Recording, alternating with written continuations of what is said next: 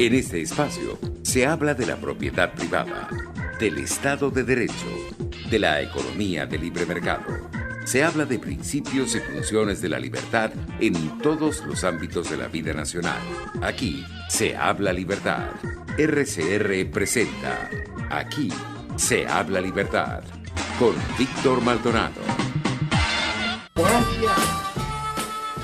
Estamos hoy 2 de noviembre del año 2020, abriendo la semana y el programa con una canción muy linda, Love Me Do, de los Beatles, de 1963, escrita y musicalizada por ese par, John Lennon y McCartney. La traducción es Ámame, pero como la segunda frase es yo te amo, entonces también es conocida por esa segunda frase. Bueno, que hoy todos tengan un inicio de semana el optimista, lleno de esperanza. Hoy también los católicos conmemoramos el Día de los Fieles Difuntos. Así que bueno, un pensamiento, una oración por todos aquellos que se nos adelantaron y que ahora están en otro plano. A todos los que hoy recuerdan, especialmente a sus familiares y amigos que ya no están junto a ellos, nuestro abrazo de solidaridad y nuestra unión en la oración. Gracias a todos los que están hoy con nosotros a través de todos los canales que RCR tiene a disposición. rcr750.com, la página de RCR o el canal de YouTube en vivo o @RCR750 en todas las redes sociales. Gracias a Jaime Nestares en la dirección general de la estación, Wilitza Arcaya en la gerencia de producción. A Wilitza la vi recientemente por las redes sociales con una gorra muy bien puesta, así es. Una gorra que decía algo así como que Make America Great Again. Probablemente un regalito de Neomar Santos. Muy bien, Wilipsa, te queda muy linda la gorra. Catherine Manzano en la producción de nuestro programa. Catherine, que decíamos la semana pasada, el desafiando a todo el mundo con ese cabello rojo, un cabello que en Estados Unidos significa lo apropiado. José Gregorio González en los controles. José Gregorio siempre allí firme, leal, como una roca. Me encanta José Gregorio, además su talante y su capacidad profesional. Argenis Barreto en la lectura de las noticias, aunque las noticias sean malas, en la voz de Argenis Barreto se oyen perfectas. Ok. Y bueno, como siempre, Jackson Vargas y Marilia García, dosis alternativa. Es una dosis adicional de compromiso y trabajo con las noticias. Jackson y Marilia, un abrazo desde aquí. Y bueno, hoy tenemos estoy rodeado de mujeres, así que voy a pedir un deseo. El que todo lo malo acabe, que todo lo bueno comienza. Andrea Rondón, @Rondón75 con la lectura de la semana y una invitada muy especial que honra este lunes, Flor Iscaray, @Flor Iscaray. Ampliamente conocidas ambas. Flor, sociólogo, doctoranda en ciencias políticas, una estudiosa apasionada de la realidad que no ahorra, por supuesto, la denuncia de las angustias totalitarias. Pero bienvenida, Andrea, la lectura de la semana. Aquí todos estamos armados con Hannah Arendt. ¿Qué nos traes tú? Buenos días, Víctor. Buenos días, Flor. Un placer que coincidamos. Por primera vez creo que coincidimos en un programa de radio y también seguidora, por supuesto, de sus reflexiones, ¿no? Traigo un libro de Hannah Arendt. Nuevamente repito a Arendt porque, bueno, creo que es una de mis habituales, mis lecturas completas, de verdad, de este periodo y por muchos años desde que la descubrí. Hoy traigo específicamente el primer libro que leí de ella, Eichmann en Jerusalén, La banalidad del mal. Yo lo leí en el año 2003, sin conciencia realmente, a ciencia cierta de a quién le estaba leyendo y lo que estaba leyendo. En este libro, Hannah Arendt, de una forma muy valiente y con la mayor objetividad posible, siendo ella criada y de la religión judía, aunque ella eludía las etiquetas, ella documenta este es un informe realmente. El libro inicia como un informe, aunque evidentemente rebasa eso. Es un informe sobre el juicio que se llevó en Jerusalén contra Adolf Eichmann, que se considera como el mayor arquitecto, el mayor artífice de lo que fue esa maquinaria de destrucción contra millones de judíos en la segunda mitad del siglo XX. Este es un juicio, este es un informe muy valiente, objetivo como dije, porque muestra varias aristas. Primero, a lo largo del informe, que ella lo divide en distintos capítulos, ella muestra o deja en evidencia la ilegalidad del proceso. Eso no significa que no se haga un juicio moral, ese es otro tema. Pero ella tuvo la valentía de poner sobre la mesa todos los vicios de legalidad que tenía el proceso. Bueno, Eichmann fue secuestrado, estaba en Argentina, fue secuestrado, todavía, digamos, y fue enjuiciado por jueces ad hoc, si lo quieres ver de algún modo, que hoy en día, bueno, si analizas el tema del debido proceso y del juez natural, evidentemente, pues no cumplen ninguno de esos requisitos, ¿no? Eso ya de una vez, por supuesto, predispuso mucho a la comunidad judía, que necesitaban como una especie de vendetta. Ella lo que decía era, en este informe estoy tratando de ser objetiva, ¿no? Hay que distinguir el tema de la legalidad del juicio moral, si lo queremos ver de algún modo, ¿no? Por una parte. Por el otro, ella pone en evidencia que Eichmann no es un monstruo, no es alguien que profesa un odio irracional contra los judíos. De hecho, él mismo declaraba que era amigo, tenía dentro de su entorno amigos judíos. Eso revela algo mucho más profundo incluso, ¿no? No todo el mundo los que son capaces de cometer esas mayores atrocidades no necesariamente entonces son monstruos, no necesariamente tuvieron una niñez difícil, que de hecho él no la tuvo. Es decir, era un tipo normal, si lo queremos resumir de algún modo. Y ella lo que evidencia entonces, aquí ya viene construyendo su tesis de la banalidad del mal, es que ese proceso de irreflexión que evidenció a lo largo de todo el juicio Eichmann, esa capacidad de alejarse de la realidad, incluso puede tener efectos mucho mayores que los instintos más básicos, más nefastos que pueda tener el individuo, que de hecho lo tiene. Y eso pone sobre el tapete algo muy importante. Entonces todo el mundo puede caer en eso si lo analizamos a profundidad, ¿no? Ella pone sobre la palestra esto. Por supuesto, el libro trae mucho ruido, evidentemente, dentro de la comunidad judía, porque además, y aquí pongo otro punto, un tercer punto relevante de este informe, pareciera ser entonces que las víctimas también colaboraron con los victimarios, ¿no? Lamentablemente, tú no llevas a cabo un proceso masivo de destrucción contra 6 millones de personas si no tienes la aquiescencia o, digamos, no volteas para otra parte, por ejemplo, por parte de los secesionistas. Y eso también, por supuesto, eso caldeó mucho más los ánimos, ¿no? Porque ella decía, pero no eran corderitos que iban hacia su destino final sin saber exactamente a dónde iban. Obviamente, la mayor parte de niños, mujeres... Claro, lo que plantea Arendt es terrible, Andrea. Y yo celebro que traigas este libro con esta profundidad del análisis. Uno, efectivamente, el dilema que hay cuando uno tiene que enfrentar el mal y uno entonces se coloca límites de derecho. O sea, para los israelíes, era más importante juzgar a Eichmann y poner de relieve todo lo que había significado esa maquinaria que comenzó en la conferencia de Wannsee en algún momento, cuando decidieron la solución final con los judíos, y de la cual Eichmann era parte de la maquinaria. Él era el capataz de una maquinaria de exterminio, no era el gran decisor. Entonces dicen los israelíes, ¿sabes qué? Yo me lo llevo independientemente de que viole la presunción de inocencia y el debido proceso. Y esto en este momento, cuando los venezolanos nos estamos haciendo tantas preguntas, supone, digamos, una respuesta a la pregunta siguiente: ¿cómo combatimos el mal radical?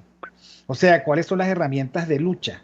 porque pareciera que la democracia en ese sentido es incompleta y desde las armas de la democracia el más radical siempre vence. Eso en primer lugar. La segunda gran denuncia de Arendt fue todavía peor, que es la que tú planteas. Bueno, este mal radical, o sea, esta presunción de que todo es posible dentro del totalitarismo, que es lo que ella plantea como la cuestión peor, que todo es posible, o sea, que de nada, hay que quemar 6 millones, ok, es un problema técnico, no político, porque todo es posible, quemar a 6 millones o a 26 millones. Eso no puede ocurrir sin la complicidad de un país. Lo que pasa es que, por supuesto, allí, si quisiéramos, el país estaba sometido a la espiral del silencio. Como esa era la mayoría y la mayoría gobernante con fuerza, los demás callaron. Pero esa es la reflexión que todavía se hacen los alemanes. Cuando uno va, por ejemplo, en Berlín a visitar cualquiera de los museos del exterminio, cualquiera de ellos, la pregunta que es terrible, que yo no pude soportar terminar de oír es, precisamente ellos comienzan, ¿ustedes creen que una circunstancia como esta pudo haber ocurrido en ausencia de la connivencia de los alemanes? Y es terrible, yo no quise esperar la respuesta, porque la respuesta es sí. El mapa de Alemania, de la Alemania y sus confines invadidos estaba lleno de campos de concentración. Y está absolutamente claro que comunidades completas desaparecieron y no se volvió a saber de ellas. Era imposible no contar con la complicidad del país, de los alemanes completos, y por eso los alemanes todavía hoy purgan su culpa. Y en tercer lugar, eso que tú planteas también, que es muy doloroso y que por supuesto caldeó los ánimos. El tercer lugar es lo siguiente: los líderes de los judíos ordenaban las colas del exterminio, pretendiendo, dice Hannah Arendt, que porque ellos colaboraban, y esa es la tragedia de todo el colaboracionista, y Hannah Arendt lo presentó absolutamente bien. La tragedia de todos los colaboracionistas es creer que porque colabora, él se salva. Y lo que dice Hannah Arendt es peor: se salvaron por un tiempito, porque al final haberse puesto de últimos en la cola no También, les eliminó la tragedia de haber sido igualmente exterminado. Entonces, este libro habla de algo horroroso, habla del mal radical, habla de cómo el mal radical se extiende y de cuáles son las conductas que frente al mal radical, el asumido como fuerza pura y dura, digamos, determina ciertas conductas que tú puedes decir de sobrevivencia, sí, pero que eso no elimina la reflexión moral y los costos morales. Y como Hannah Arendt los puso en evidencia, por supuesto se buscó una enemistad por mucho tiempo con la asociación, el sionista que estaba buscando. La pregunta de los sionistas en ese momento era, ok, ¿cómo es posible que el mal surja en medio de la sociedad? Pero lo que dijo Hannah Arendt es, mosca, que no nos podemos apartar de todo lo que hicimos para que esa personalidad autoritaria se saliera con la suya. ¿Y qué opinas tú, Flor? Bueno, de verdad celebrar que estoy de nuevo aquí compartiendo con Víctor y también, bueno, me alegra mucho que por primera vez, como dice Andrea, estamos compartiendo un programa y sobre todo de Arendt, que igual que ella, bueno, tengo un tiempo leyéndola y viendo que es una luz importante para nosotros. Fíjate, en ese de Arendt y después, como dice Víctor, de la reacción de la comunidad judía frente a ese estudio que hace Arendt, que después es una reflexión filosófica que nos ilumina a la humanidad, ella en una carta, que yo creo que las epístolas son fundamentales también para entender mucho al autor y mucho al contexto, y mucho a esa comunidad con la que ella nunca se desprendió y que es bien importante, que bueno, es la ilustración del momento. Y ella decía que el mal no es radical, después, a propósito de la reacción, ¿no? Porque, bueno, tú escribes y como ella misma dice, sabes las consecuencias de una acción. Y ella decía, bueno, es verdad, el mal no es radical, el mal es extremo. Y ahí apelaba un poco a Kant, ¿no? Entonces, bueno, lo que es radical es el bien. Entonces, bueno, ese inagotable debate sobre el bien y el mal, que creo que es donde tenemos que prestarle mayor atención. Creo que la historia nos está diciendo, fíjense, y no por ser por estar en lo místico, pero sí creo que tenemos que aterrizar en la reflexión, que no es solamente moral, sino que yo veo que es espiritual y filosófica. ¿Qué es lo que es el mal? O sea, y como decía Andrea, una de las cosas más ilustrativas de lo de la banalidad es, bueno, es cualquier persona, es un ser, es inclusive esas personas grises que nunca se destacaron y que, bueno, a partir del reconocimiento del mal extremo, bueno, yo organicé, yo no soy antisemita, yo estaba siguiendo instrucciones y órdenes, y uno, esa gran advertencia que hace Aren durante toda su vida y después con el tema de la comprensión, que es el otro tema de cuando uno se mete a debatir estos temas del bien y del mal, uno termina siendo un paria en cualquier lado, o sea, un paria porque no te identificas con el conjunto que te está llevando a que un determinado momento eso es lo correcto o lo legal o lo eficiente. Para él era un tema de eficiencia, o sea, yo logré montar toda la burocracia para la...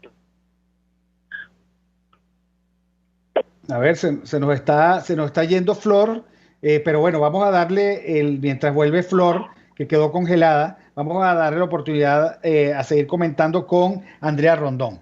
Andrea, entonces tu lectura sobre Arendt va en esta línea, el de la comprensión del mal. ¿Qué más nos puedes decir? Sí, quería también... ¿Se logró conectar? Sí. Bueno, pero da respuesta y después sigue Flor. Vamos hasta las 11:30. Ok, bueno. Ok, es que no sé hasta cuándo ya regresé, ¿no? Ya estoy con sí, ustedes. ya regresaste. Está hablando Andrea ahorita, okay. Ya vuelves tú. Dale, Andrea. Qué gusto. No.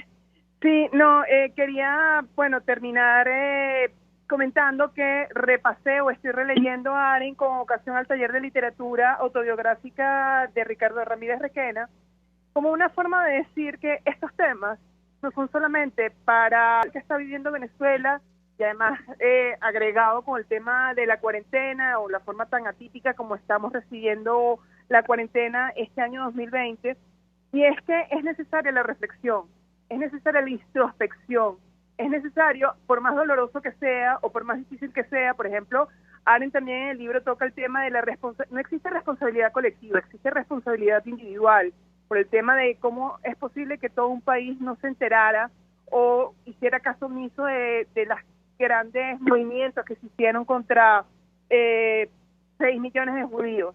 Bueno, por más doloroso que sea, tienes que pensar el país, tienes que pensar tus circunstancias, porque ese alejamiento de la realidad es mucho peor, es mucho más nefasto, y los efectos son, digamos, trasciende de tu propia circunstancia, trasciende de ti. El hecho de que te apagues o silencies tu conciencia no te va a afectar solamente a ti, va a afectar a todos los que están cerca de ti y mucho más.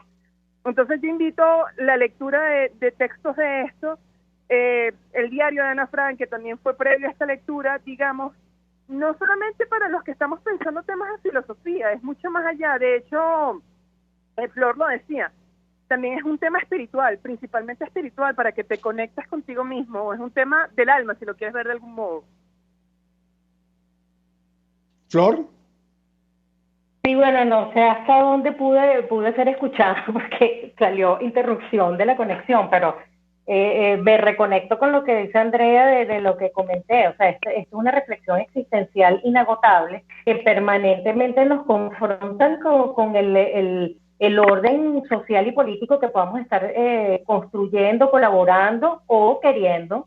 En este caso, como yo sé que muchos venezolanos estamos aquí bregándonos para romper con este sistema tan que nos quiere aniquilar, ¿no? Porque como bien también no solamente Arendt, muchos estudiosos de estos procesos totalitarios o de estos fenómenos totalitarios, es que nunca nos han rendido, porque está ese valor del humano, ese valor del ser, que hay una parte del mal, pero también del bien, en el que queremos confrontar y romper con eso. Y precisamente, y yo también lo veo con Arendt y con otros, que la historia no lo hacen muchos, la historia es de unos pocos que se atreven. Y Eichmann no era un tipo valiente, era un tipo ordinario, era un tipo que quería ser reconocido, y la manera en que pudo ser reconocido precisamente fue a partir de su eficiencia burocrática para cumplir órdenes. órdenes que no estaban en su ámbito y que él no discutía. Entonces, una actitud que debemos tener existencial es siempre interrogarnos y combatir el mal. Y combatir el mal, por más pequeño, porque como también lo decía Aren en otras reflexiones, o sea, así sea el mal pequeño, pero siempre es el mal. Entonces no lo subestimes, igual colaboras con el mal. Entonces, sí, celebro la lectura, Andrea, y excelente traerlo en este momento. Pero yo lo sigo retando. Manuel Cruz, de la Universidad de Barcelona, en su introducción al libro de Hannah Arendt, La condición humana, dice lo siguiente. Debe entenderse el hecho de que el terror del campo de concentración aparezca como arbitrario. Cualquier restricción implicaría poner límites al principio fundamental. Abre paréntesis, los hombres normales no saben que todo es posible. El círculo se va estrechando, masas impotentes, porque una de las consecuencias del aislamiento es la incapacidad para actuar. Se actúa entre y con los demás y la falta de poder. El poder persiste mientras los hombres actúan en común, desaparece cuando se dispersa. Ha escrito arendianamente Paul Ricoeur, afirmando sin restricciones que todo es posible. Masas incapaces de proponerse objetivos sostenibles, afirmando que el mundo está en sus manos. La conclusión de Arendt ya no es un juicio de intenciones. El totalitarismo busca no la dominación despótica sobre los hombres, sino un sistema en el que los hombres sean superfluos. ¿Cuánta de esa superficialidad, Andrea, vivimos los venezolanos en este momento? Sí, es doloroso. Pero ¿Cuán superfluo nos pretenden? Bueno, desde el día 1 de este régimen, la superficialidad comenzó al subestimarlo porque hay una intención, hay un dolo. Esto es una política sistemática de destrucción del individuo, tan solo que sea el siglo XXI no significa que no se parezca a lo que estamos comentando, tan solo que tiene otro disfraz, otro ropaje, pero la intención misma de aniquilar, que es lo que comentaba también Flor, existe. Por eso es que todavía hoy podemos hablar de crímenes de lesa humanidad y esperamos que la responsabilidad individual de la que tanto nos habla Arendt se pueda concretar en La Haya. Eso es lo que yo abogo, por lo menos como abogado, pues. Flor. Sí, allí aunque está esa responsabilidad individual y ese tema existencial para Arendt, eso no es suficiente. Por supuesto que tenemos que lograr, que es un poco lo que también está en la lectura que hacía Víctor, bueno, cómo me conecto con el otro para lograr, porque en el ensayo que tiene Arendt de desobediencia civil, dice, bueno, tú solo lo que te puedes es inmolar.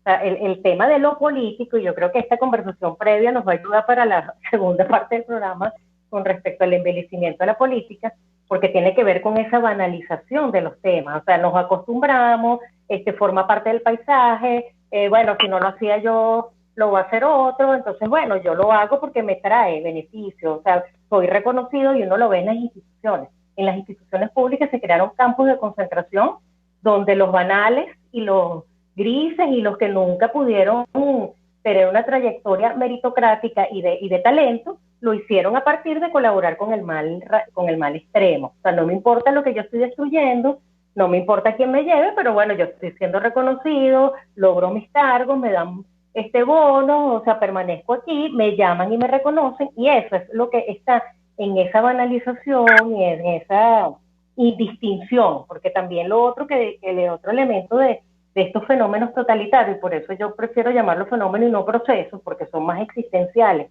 y nunca van a dejar de estar, como dice Lefort, siempre es un peligro, precisamente la indistinción valorativa o la reversión moral es eso. O sea, ya el mal no es lo que para antes lo que era mal, para hoy no importa. O sea, lo que me importa es esa instrumentalidad del poder y la instrumentalidad burocrática que me hace tener un trabajo, ser reconocido y valorado. O sea, él era reconocido como el creador de la solución final, el que hizo la gran maquinaria de la solución final, nada más y nada menos. Entonces, es un tema ahorita a llamar a... Ahora, Flor, a mí me llama la atención porque lo que plantea Arendt es lo siguiente. En una sociedad totalitaria todo es posible, ¿ok? O sea, ¿qué es lo que dice una Andrea Rondón. Andrea dice, yo soy abogado y por lo tanto yo creo en los límites de la ley. En las sociedades totalitarias, los límites de la ley son estéticos. ¿Ok?